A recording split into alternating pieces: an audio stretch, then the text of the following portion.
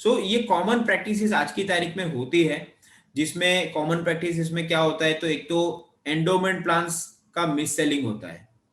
कैसे होता है, तो आपको ऐसा बताया जाएगा कि भाई आपका मिस सेलिंग कैसे होता है, आपको बताता हूं। मान लो आपके घर में बेटी या बेटा हुआ, तो इंश्योरेंस एजेंट तुरंत आ जाएंगे, अगर आपके पहचान वाले हैं, आपके सर्कल में है, आपके फेसबुक पे देखा हुआ कि आपके यहाँ पे बेटा हुआ है, आ जाएंगे कि भाई बेटा हुआ है, उसके लिए, उसके फ्यूचर प्लानिंग के लिए कुछ आप इंश्योरेंस ले लो। फिर आपको शिशु जीवन शिशु ये वो करके कुछ तो पॉलिसी आपको दे देंगे। आप थोड़े इमोशंस में आके, ठीक है चलो ये बड़ा होगा, 18 साल का होगा, 20 साल का होगा, तब उसको काम आएगा करके आप ले लोगे। बट इंश्योरेंस किसका लिया जाता है? Can someone tell me insurance किसका लिया जाता है? I would wait for an answer कि इंश्योरेंस किसका लिया जाता है।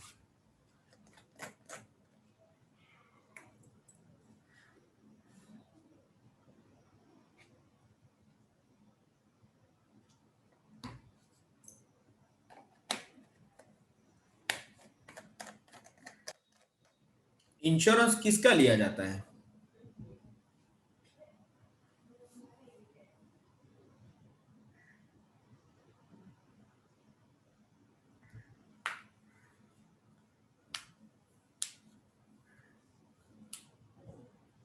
मेरा इंश्योरेंस लेना सही है या मेरे बच्चे का इंश्योरेंस लेना सही है?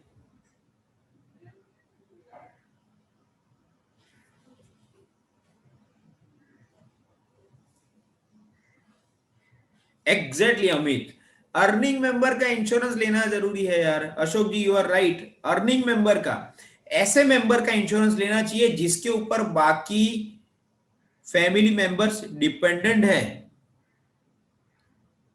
ठीक है, लाइफ इंश्योरेंस उसका ही लेना चाहिए जिसके ऊपर बाकी फैमिली मेंबर्स डिपेंडेंट है, जो इनकम कर रहा है, अर्निंग कर रहा है, बिजनेस कर रहा है, जॉब कर रहा है। हाँ, हेल्थ इंश्योरेंस सबका लेना चाहिए। ठीक है, अशोक जी ने जैसे बताया हेल्थ इंश्योरेंस सबका लेना चाहिए, बट लाइफ इंश्योरेंस तो अर्निंग मेंबर का ही लेना चाहिए। अगर बच्चा हुआ, बच्चे का फ्यूचर प्लानिंग करना है तो इन्वेस्टमेंट करना चाहिए, नहीं कि इंश्योरेंस लेना चाहिए। अगर बच्चे का फ्यूचर का प्लानिंग करना है तो म्यूचुअल फंड में इन्वेस्टमेंट होना चाहिए, एसआईपी के थ्रू, स्टॉक्स में इन्वेस्टमेंट होना चाहिए, हो सकता है कोई बॉन्ड्स लेने चाहिए आपको। ठीक है, बट बच्चे का इंश्योरेंस लेके क्या करना है, यहां पे मिस सेलिंग होता है कंप्लीटली। ठीक है, होता क्या है, आप जिंदगी भर, बच्चा 18 साल 20 साल का होगा तब तक प्रीमियम भरोगे सालाना 25,000 30,000, 25,000 30,000। वो 20 साल का होगा तब आपके हाथ में आएंगे 10 लाख। बट क्या आपको पता है 20 साल के बाद 10 लाख की वैल्यू क्या होगी? अगर डॉक्टर बनने के लिए आज की तारीख में 50 लाख रुपए चाहिए, 20 साल के बाद मिनिमम 2 करोड़ रुपए चाहिए होंगे, तो 10 लाख का करोगे के भी क्या? वो 20 साल का हो गया, हायर एजुकेशन में आज समझ लो आईएम जैसे इंस्टीट्यूशन में 20-20 लाख रुपया फी है, नॉर्मल इंजीनियरिंग कॉलेज में 2 लाख 3 लाख रुपया फी है। नॉर्मल जो 3 लाख रुपया फी है ना इंजीनियरिंग कॉलेज की, वो भी 20 साल के बाद 15-20 लाख होने वाली है। आप समझे मेरी बात? तो 10 लाख के इंश्योरेंस का करोगे भी क्या? इसलिए मिस सेलिंग में मत पड़ो। अगर कोई बोलता है कि भाई आपके बच्चे के फ्यूचर प्लानिंग के लिए इंश्योरेंस लो, तो उनको बोलो हाथ आपको जोड़े, मैं तो इन्वेस्टमेंट करने वाला हूं। ठीक है, दूसरा लोग क्या करते हैं मालूम है, इंश्योरेंस एजेंट बोलते हैं आपका सर्वाइवल बेनिफिट कितना होगा। मतलब 25 साल की पॉलिसी है, 25 साल के बाद आपको 20 लाख रुपए मिलेंगे। भाई मैं साल का 1 लाख रुपया ये 50,000 प्रीमियम भर रहा हूँ, 25 साल के बाद आप मुझे 20 लाख दोगे, 25 लाख दोगे। आज से 25 साल के बाद वो 20-25 लाख की वैल्यू क्या है? सो लोग क्या करते हैं, सर्वाइवल बेनिफिट पे फोकस करते हैं, इंसिस्ट करते हैं कि आपको सर्वाइवल बेनिफिट बहुत बड़ा मिलेगा, बहुत बड़ा मिलेगा। वो भाई वो कितना भी बड़ा मिलेगा, वो बड़ा आज की तारीख में बड़ा है, 25 साल के बाद वो बड़ा नहीं होगा। आप मेरी बात समझे? सो वो ये मिस सेलिंग में पड़ो ही मत। सिंपल इंश्योरेंस लेना है, लाइफ इंश्योरेंस, तो एक टर्म प्लान ले लो, that's it, no endowment plans. दूसरा, एजेंट्स ऐसा बोलते हैं कि medical tests are not required. ठीक है, वो लोग कुछ भी करके आपको कन्विंस करने के लिए बोलेंगे कि मेडिकल टेस्ट रिक्वायर्ड नहीं है।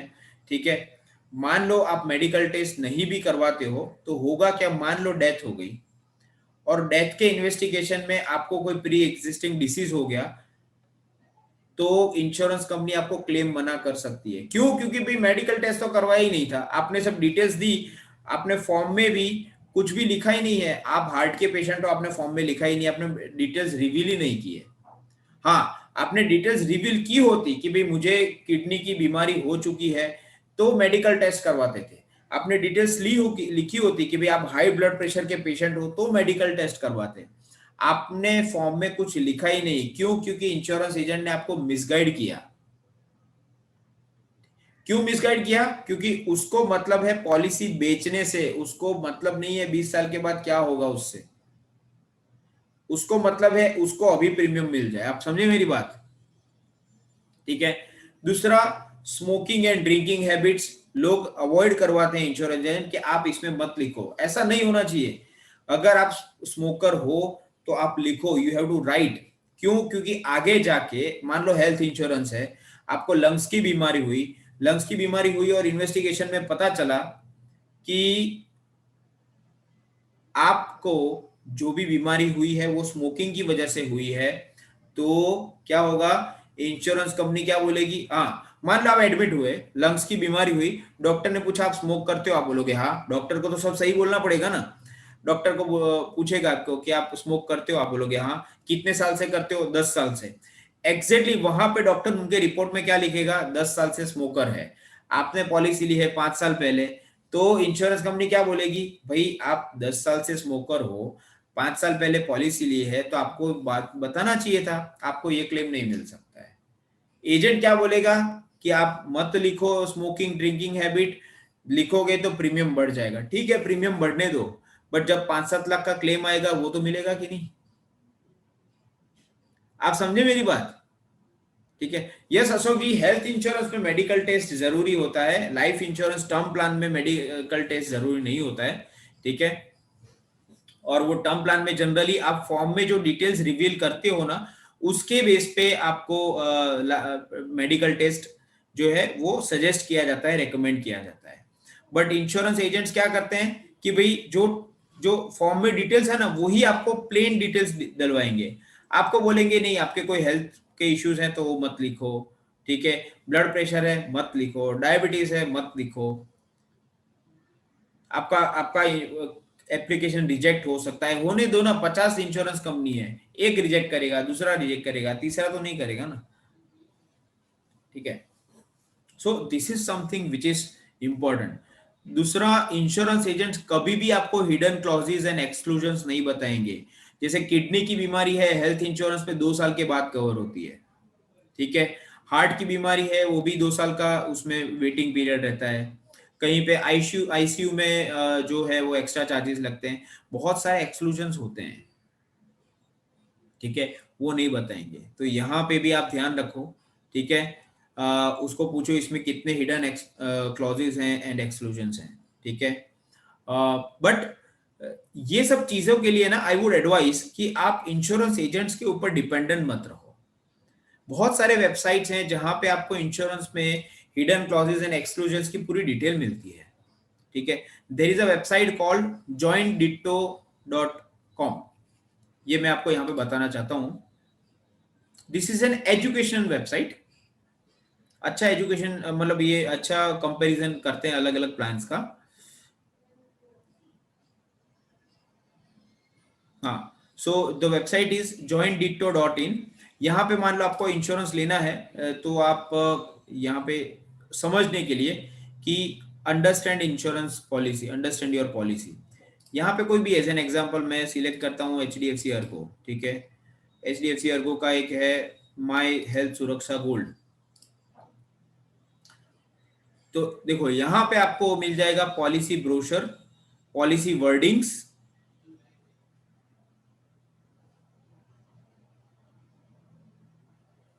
ठीक है, यहाँ पे वो भी बताएंगे कि यहाँ पे अच्छी चीजें क्या है, good restoration benefit, free health checkups every year, day care treatments covered, full coverage and all, ये सब आपको बता देंगे। एंड यहाँ पे वो भी बताएंगे कि व्हाट्स ओके सो यहाँ पे व्हाट्स ओके में क्या है, reasonable waiting period for pre existing disease, special bonus and all, ठीक है। तो यहाँ पे वो सब कंपैरिजन आपको, अच्छा पॉलिसी वर्डिंग्स क्या है वो भी आपको बता देंगे, और ये पॉलिसी वर्डिंग बहुत ही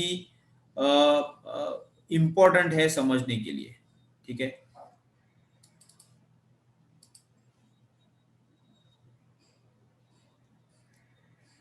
सिमिलरली आपको जैसे लाइफ इंश्योरेंस ये करना है, तो लाइफ इंश्योरेंस में भी आप हाँ, सो अशोक जी आपकी क्वेरी जो है बेस्ट इंश्योरेंस कंपनी कैसे चूज करें, तो आपको क्या करना पड़ेगा, पहले आपको खुद एनालिसिस करना पड़ेगा कि आपको कौन सी टाइप की पॉलिसी चाहिए। क्या आपके पास कोई प्री एग्जिस्टिंग डिसीज है आपके घर में, आपके फैमिली मेंबर जिनके लिए लेना है, तो आपको वैसा चूज करना है कि कोई एग्जिस्टिंग डिसीज हो, उसका कवरेज कितना जल्दी मिल सकता है, वो पॉलिसी आपके लिए बेस्ट है, ठीक है। एंड बाकी बहुत सारी फैसिलिटीज अभी तो आ गई है कि रिस्टोर फैसिलिटी है, जिसमें अगर आपने 5 साल का इंश्योरेंस लिया है तो 5 साल अगर आपने 1 साल में खत्म कर लिया तो वापस दूसरे 5 लाख आपको रिस्टोर करके कंपनी दे देगी। तो ये वेबसाइट पे आपको काफी सारा एजुकेशन मिल जाएगा, ठीक है। नाउ काफी सारे जो एजेंट्स हैं ना वो बोलते हैं कि आपको क्लेम सेटलमेंट रेशियो के बारे में कुछ बताएंगे ही नहीं। उनकी इंश्योरेंस पॉलिसी का क्लेम सेटलमेंट रेशियो अगर 90% से नीचे है तो वो आपको अवॉइड करना चाहिए, ठीक है। आइडियली 90% के नीचे वाला क्लेम सेटलमेंट रेशियो वाला कंपनी अवॉइड करना चाहिए।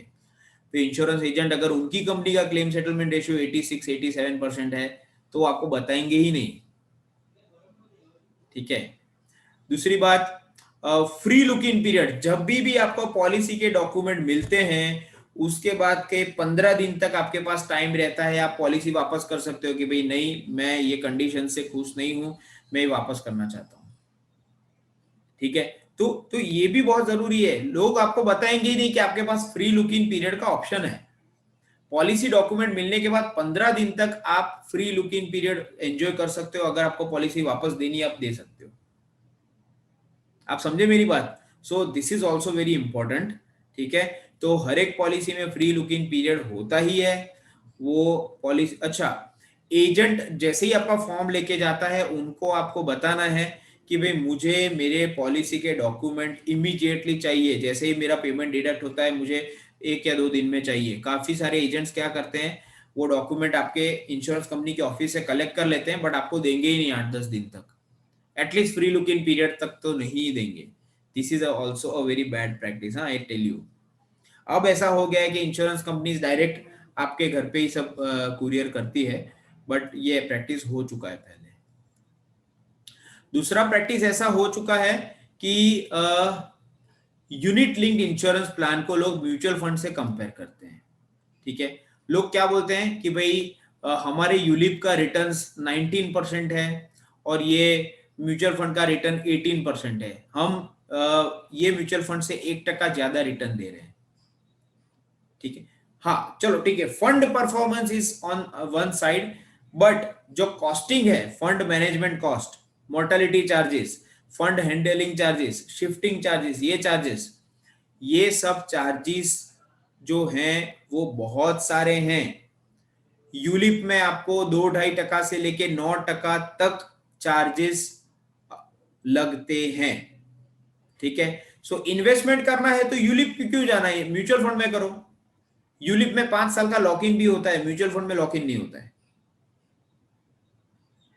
ठीक है। सो इसलिए मैं आपको बोलता हूं कि भाई जब भी आपको इन्वेस्टमेंट करना है तो इंश्योरेंस कंपनीज को भूल जाइए, वो देखना ही नहीं है, आपको देखना है खाली म्यूचुअल फंड्स। और हाँ अगर इंश्योरेंस ही लेना है तो इंश्योरेंस कंपनी के साइड देखिए, but only term plan, that's it. Life insurance की बात करें तो